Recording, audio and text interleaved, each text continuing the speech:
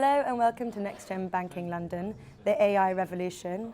I'm Hannah Wallace and joining me now is Richard Nettleship, Associate Partner of Atos. Richard, it's great to have you here. Thank you very much. Thank you. It's great to be here. Now, you've just come out of your opening panel session. So building on that, what sort of help are Atos's financial services customers looking for right now?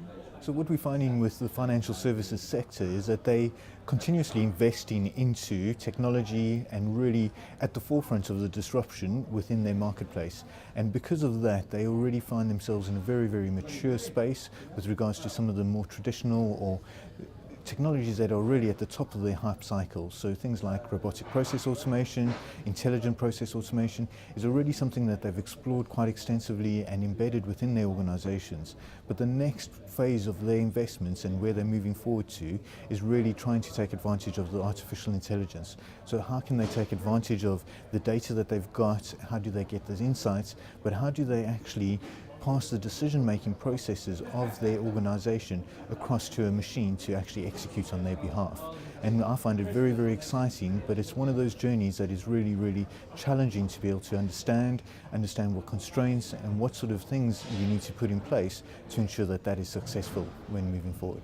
All right, and you've partnered with Microsoft and Dell EMC. Can you tell me about how this is developing? So the Microsoft and Dell EMC partnership has been something that's been quite long-standing with Atos, and we really have significant R&D budgets across each three of the organizations. And the partnership that we're working together with them is really to be able to have targeted applications of artificial intelligence into the marketplace. So some of the services that we've got available through Microsoft includes their Microsoft Azure platform from an infrastructure perspective, but some of their text analytics and API type services within Azure that customers can take advantage of, and then Dell EMC that really build the underlying infrastructure that is able to provide that high performing computing which enables that processing to be able to execute in a timely manner for our organizations moving forward.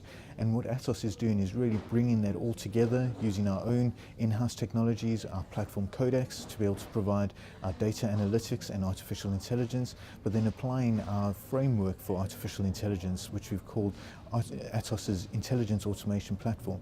And it brings each one of our partners together and really builds on that to have a tangible capability for our organizations to take advantage of. And finally, Richard, drawing on your keynote, the validity and reliability conundrum around AI, could you tell me what needs to be done for the promise of AI to be fulfilled?